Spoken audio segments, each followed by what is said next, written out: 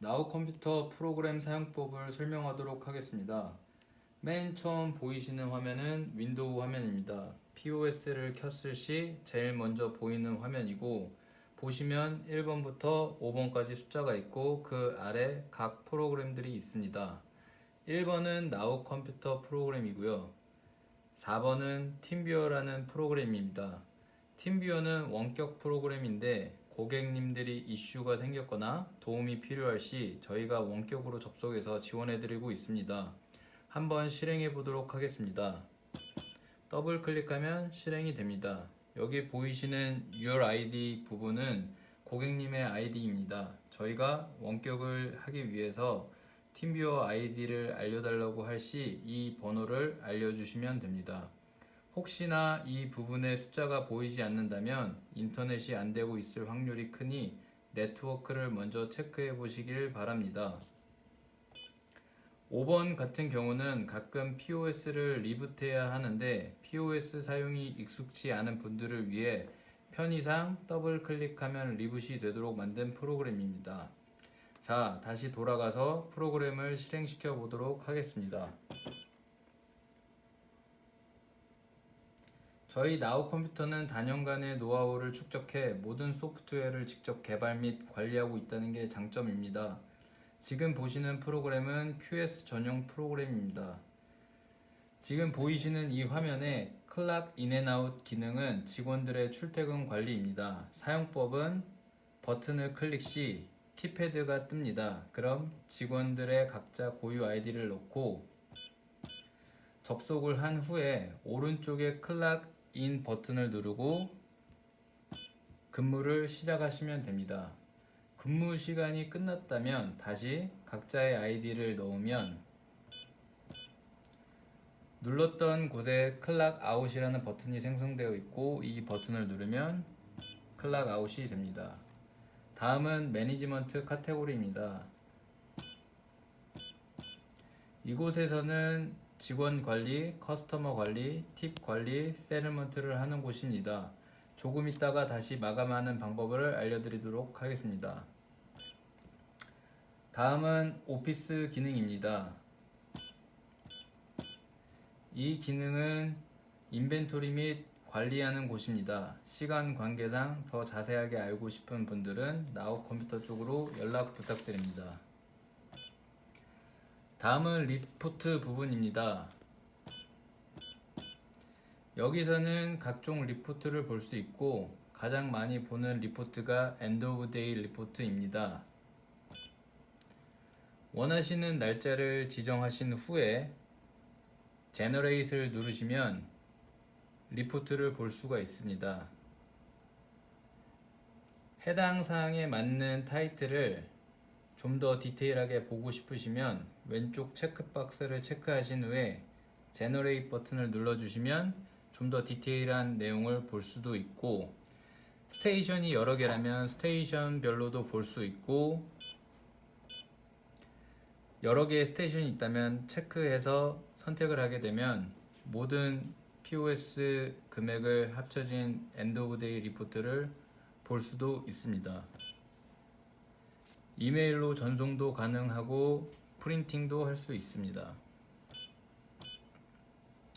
다음은 셋업 부분입니다. 셋업 부분은 아이템 카테고리, 아이템, 업차지 및 디스플레이 관리를 할 수 있습니다.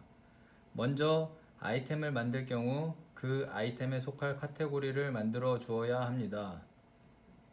카테고리를 들어가서 New를 누르시고 카테고리 이름을 타이핑하면 됩니다. 만약에 이렇게 키패드가 뜨지 않는다면 상단에 원터치 키보드 이네이블을 누르시면 키보드가 활성화가 됩니다. 임의로 카테고리 이름을 누들로 지정하겠습니다. 그리고 세이브를 합니다. 그러면 왼쪽에 누들이라는 카테고리가 생성된 걸 확인할 수 있습니다. 이런 식으로 카테고리를 다 만든 후에 아이템 셋업으로 갑니다. 아이템 셋업은 아까 만든 카테고리에 그 안에 아이템을 집어넣는 겁니다. 먼저 New를 누르시고 아이템 이름을 지정합니다. name에 1, 2가 있는 이유는 2의 other language를 사용할 수 있게 하기 위함이며 영어만 사용하신다면 name 1만 넣으셔도 무방합니다. 라면이란 아이템 하나 만들어 보도록 하겠습니다. 카테고리는 방금 만든 누들로 변경해 주시고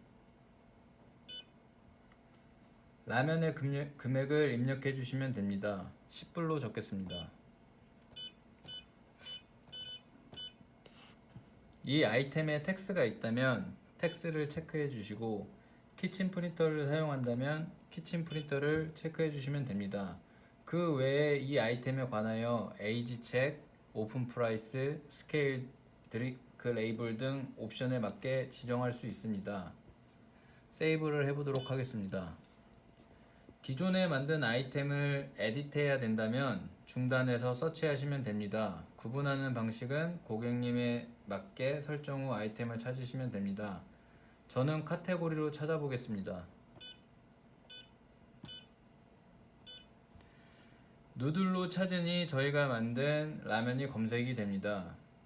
라면을 한번 선택한 후에 위에 에딧 버튼을 누르면 방금 만든 라면의 정보가 나타납니다. 변경할 정보를 입력하고 세이브를 하시면 됩니다. 저희는 프린터 사용 안 함으로 하고 세이브를 해보겠습니다.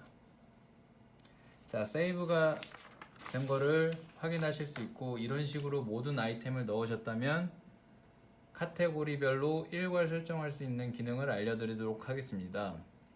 만약에 어떠한 이유로 인해서 아이템을 일괄적으로 옵션을 변경해야 된다고 한다면 Edit Multi Items를 들어가서 카테고리를 선택합니다. 예를 들어 누들이라고 저희가 만든 부분에 텍스 1이 있었지만 2, 3도 같이 설정을 하고 싶다 하면은 다 체크를 하시고 Include 버튼을 체크를 하면 모든 누들 안에 있는 아이템이 변경이 됩니다. 만약에 언체크를 하고 싶다 하시면 앞에 체크를 언체크 하시고 옆에 include를 해야 적용이 됩니다. apply를 눌러보도록 하겠습니다.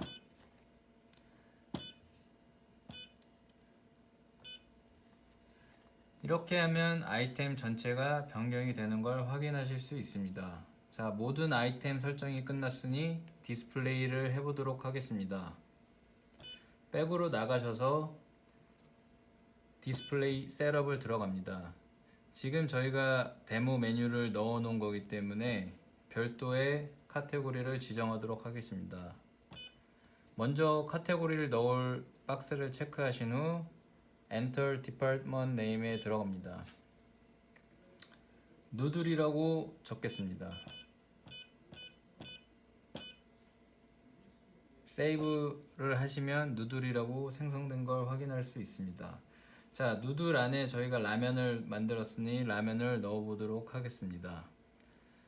View All Item에서 누들 카테고리를 누르면 저희가 만든 라면이 나옵니다. 자, 라면을 한번 누르고 원하시는 곳에 누르시면 라면이 들어가는 것을 확인할 수 있습니다. 자, 여기서는 아이템 버튼 사이즈도 조절할 수 있고 이미지도 넣을 수 있고 배경색 및 폰트 사이즈도 조절할 수 있습니다. 원하시는 방식으로 다 지정을 할 수가 있습니다. 만약에 잘못 넣었을 때 오른쪽 상단에 보이는 휴지통 모양을 누르시게 되면 방금 디스플레이 되었던 아이템이 사라지는 것을 확인할 수 있습니다. 여기서 휴지통을 넣었다고 해서 아이템이 삭제되는 건 아니고 디스플레이에서만 안 보이게 된다고 보시면 됩니다.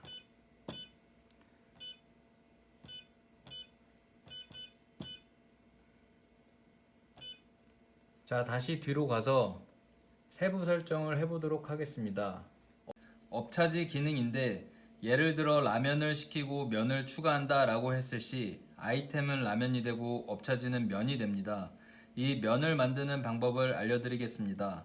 업차지 1과 2가 있습니다. 업차지 2는 아이템별로 다른 모디파이어를 사용 시 사용하고 업차지 1 같은 경우는 카테고리 별이나 전체적으로 같은 업차지를 사용 시 사용됩니다. 업차지 1으로 들어가 보도록 하겠습니다. 상단에 보이는 all 아이템은 모든 카테고리에 같은 업차지가 적용된다는 겁니다. 하지만 대부분의 매장이 카테고리별로 업차지 메뉴가 지정되기 때문에 카테고리별로 체크하고 진행하겠습니다.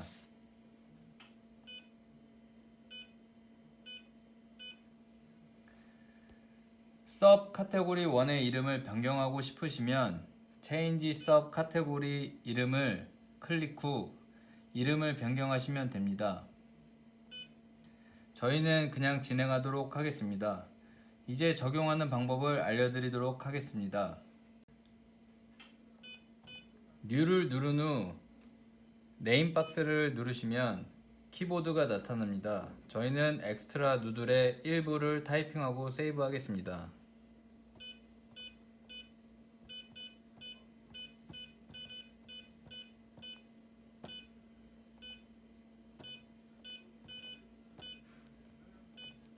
하단에 엑스트라 누들이라고 생성되는 것을 확인할 수 있습니다.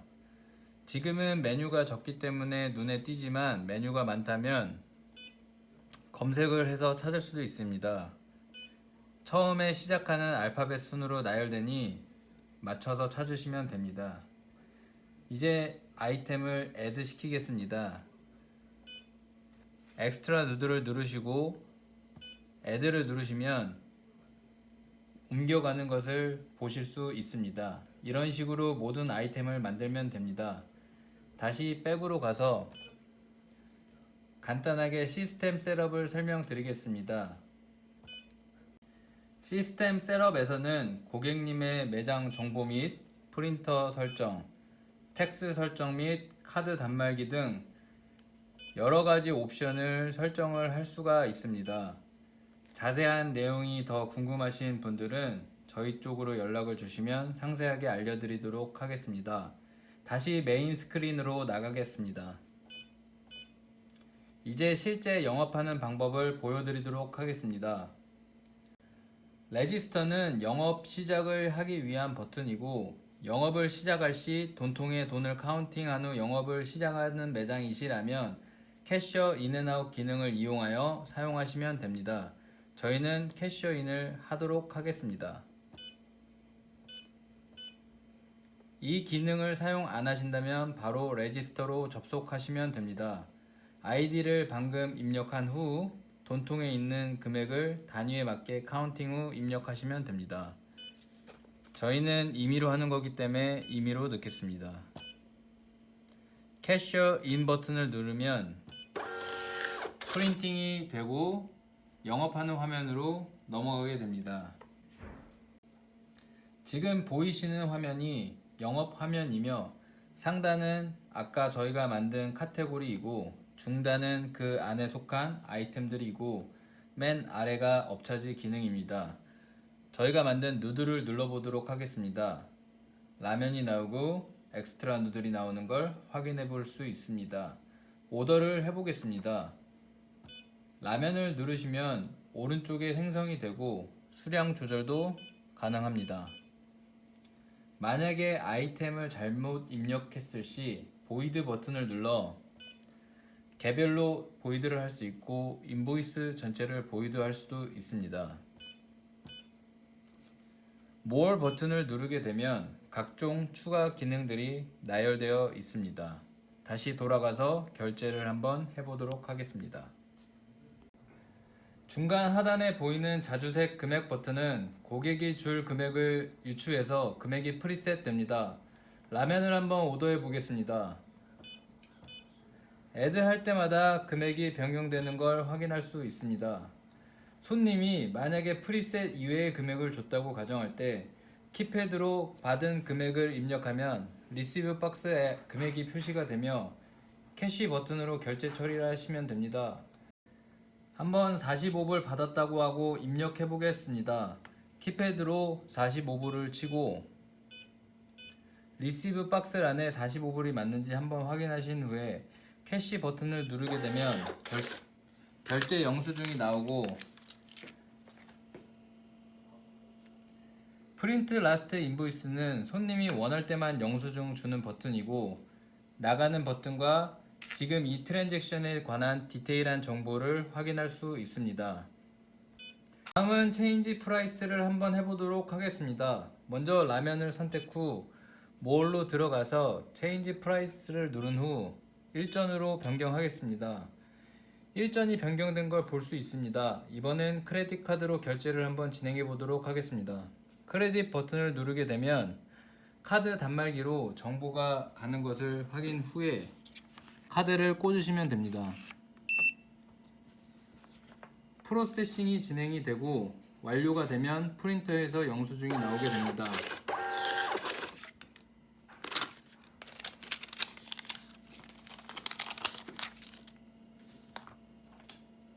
하나는 멀천용이고 나머지 하나는 고객용인데 영수증 부분도 아까 보여드린 환경 설정에서 한 장으로 나오게 혹은 팁 가이드라인 등 구체적으로 설정할 수 있습니다. 다음은 홀드 기능입니다. 주로 전화 주문을 받거나 오더 받은 사람이 지갑을 놓고 왔다던가 어떠한 경우로 홀드를 시켜야 할 상황에 쓰입니다. 오더 받을 아이템을 입력 후 홀드 버튼을 누릅니다. 나중에 찾을 때를 위하여 메모를 적어둡니다. 보통 전화번호나 이름을 적습니다. 저희는 데이빗이라고 임의로 적겠습니다. 세이브를 누르시면 홀드 영수증을 발행할지 말지가 나오는데 발행을 한번 해보도록 하겠습니다.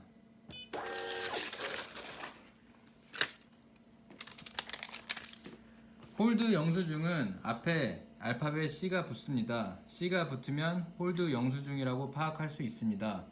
이제 홀드 되었던 인보이스를 리콜해서 결제해 보도록 하겠습니다. 리콜을 하신 후에 홀드 인보이스 넘버나 저희가 적은 메모로 리콜을 하면 됩니다.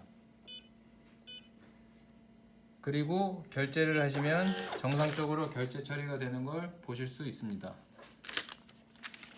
다음은 스플릿페이입니다. 스플릿페이 방식은 아이템별로 나누거나 금액을 나눠내거나 사람 인원수별로 나눠내는 방식이 있습니다. 스플릿페이가 자주 이루어지는 곳이라면 아까 했던 리콜 이 위치나 위쪽 이 위치에 커스터마이즈 할 수 있는 옵션이 환경 설정에 있으니 변경하시면 됩니다. 한번 해보겠습니다. 아이템을 선택한 후 몰로 들어가서 스플릿 페이먼트 버튼을 누르면 이 화면이 나옵니다. 여기서 결제 방식을 손님이 요구한 방식으로 설정하시면 됩니다. 예를 들어 31불 80전이 나왔는데 10불을 캐시, 나머지 금액을 크레딧 카드로 페이한다고 했을 시 밸런스가 0원인지 확인을 하고 캐시, 크레딧 금액이 정확한지 확인을 한 후에 결제 처리를 하시면 됩니다. 만약에 금액을 잘못 입력했을 시 리무브 버튼을 이용하여 초기화를 할 수 있습니다. 다시 지정을 한 후에 결제 처리를 해보도록 하겠습니다. 아까 설명드린 인원수별로 나누는 방식보다는 아이템으로 결제 처리를 해보겠습니다.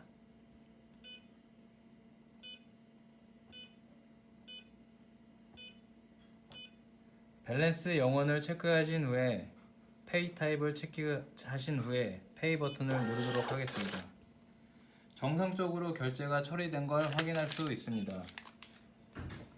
다음은 만약에 카드로 결제를 했는데 어떠한 이유로 인해 결제된 트랜잭션을 취소해야 할 경우 보이드를 누른 후 보이드 인보이스로 들어가서 결제된 트랜잭션을 찾아 보이드를 하시면 됩니다. 아까 저희가 카드로 결제한 일전을 찾아서 보이드를 한번 해보도록 하겠습니다.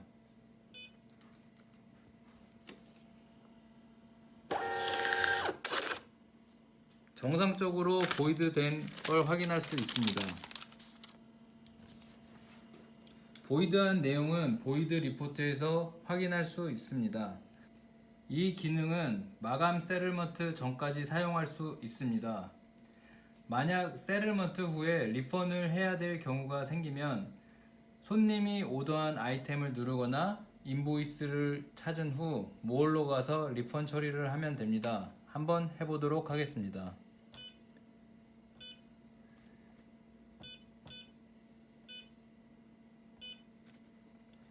스플릿 화면과 마찬가지로 리펀을 처리할 방식을 캐시 혹은 크레딧 카드 혹은 스토어 크레딧 등 지정한 뒤 리펀을 누르시면 리펀 처리가 완료됩니다.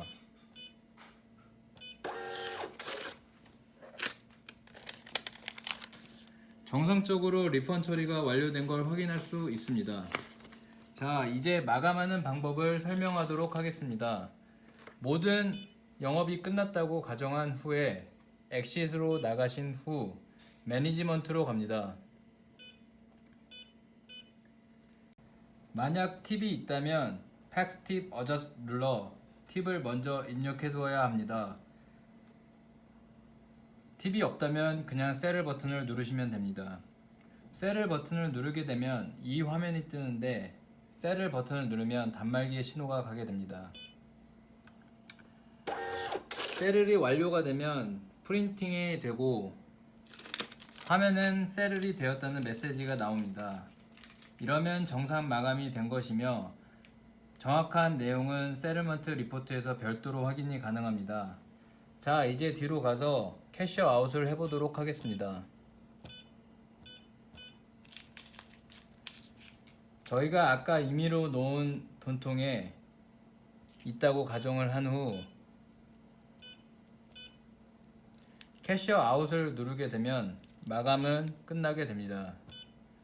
지금 숏 났다고 메시지가 나오는 건 저희가 임의로 했기 때문에 그렇습니다. 테스트라는 메시지를 넣어준 후 엔터를 누릅니다. 지금 보이시는 화면이 리포트라고 보시면 됩니다. 더 디테일하게 보고 싶으시면 왼쪽에 타입을 체크하신 후 프린트 디테일을 누르시면 프린팅이 됩니다.